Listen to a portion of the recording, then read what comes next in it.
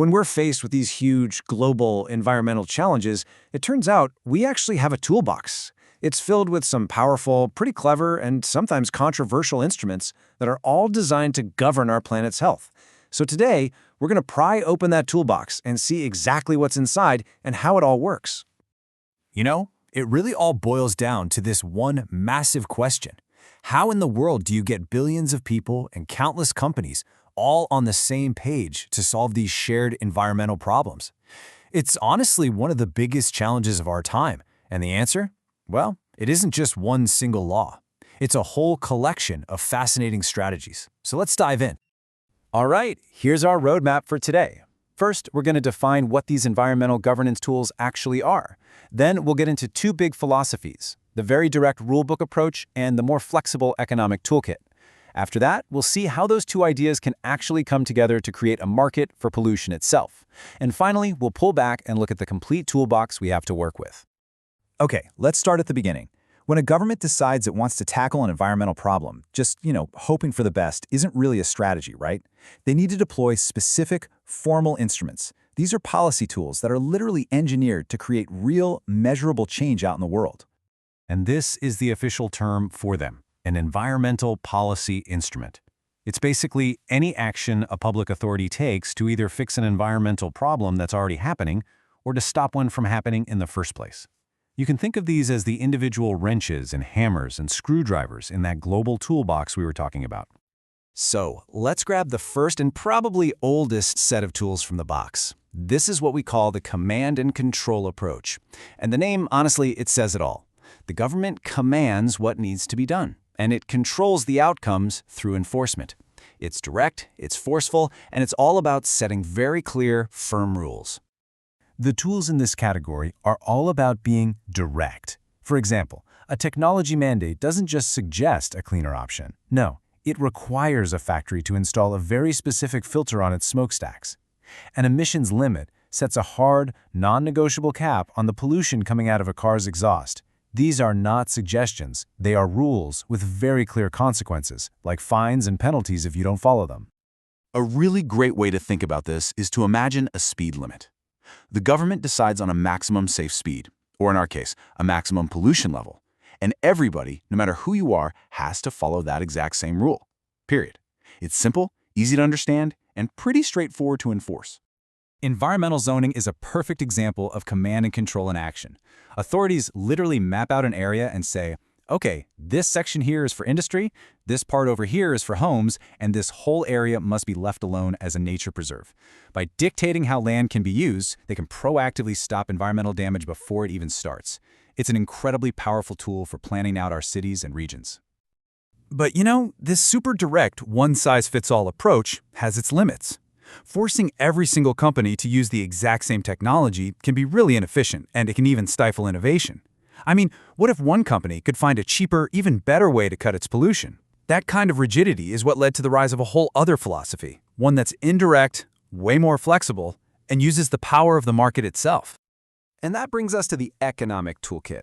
Instead of telling people and businesses exactly what to do, this approach uses the power of money, the price tag, to nudge behavior in a greener direction. It's all about making pollution expensive and making sustainability profitable. And here you can see just how varied these market-based tools can be. A simple deposit refund system for bottles and cans, we've all used these. It doesn't ban you from throwing them away, but it creates a small financial incentive to bring them back. And that changes behavior on a massive scale. So whether it's a tax on pollution or a subsidy for green tech, the core idea is exactly the same.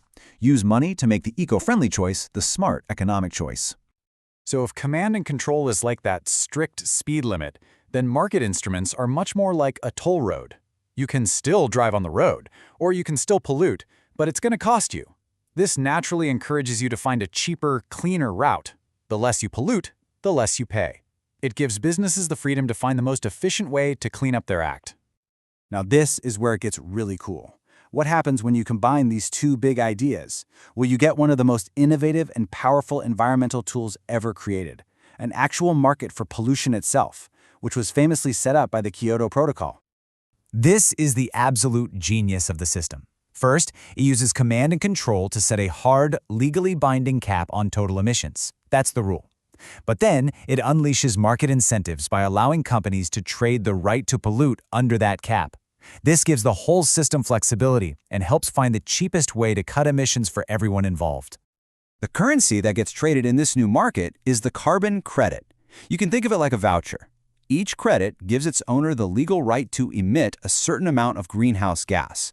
So if a company gets really good at cleaning up its operations and has leftover credits, it can sell them to another company that finds it more expensive to make those same cuts. And to make this a tangible global market, the standard is very simple. One carbon credit is equal to the right to emit 1 metric ton of carbon dioxide or an equivalent amount of another greenhouse gas. This simple standardization is what allows these credits to be bought and sold all over the world, just like oil or gold. So where do these credits even come from?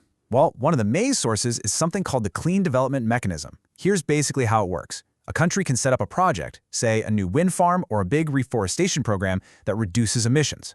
That project has to go through a super rigorous process of validation and monitoring by official bodies. Once the emission cuts are tracked and verified, they are officially certified and issued as tradable carbon credits that can enter the market. Okay, so we've seen the strict rule book, and we've seen the flexible economic toolkit. The crucial thing to take away from all this is that there's no single magic bullet. Effective environmental governance is all about having a complete, well-stocked toolbox and knowing exactly which instrument to pull out for which job. And this sustainability pyramid gives us a really powerful way to think about strategy. The highest priority, the thing we should always be aiming for, is source reduction, just preventing waste from being created in the first place. From there, the options get a little less ideal. We move down to reusing and recycling, then recovering energy, all the way down to the last resort of treatment and just throwing it away. Pretty much every policy tool we've talked about is designed to push our behavior higher up this pyramid, toward prevention. And this quote really gets to the heart of why these economic tools can be so powerful. When you put a price tag on pollution, or you assign a value to a clean river, the environment is suddenly not this abstract concept anymore. It becomes a concrete asset, something tangible that shows up on a balance sheet and influences real decisions in boardrooms and in government. Which brings us to our final thought. The problems we're facing in the 21st century, from climate change to losing biodiversity, are incredibly complex. The tools we've gone over today are definitely powerful, but they're just the beginning. The real question for all of us is, what comes next?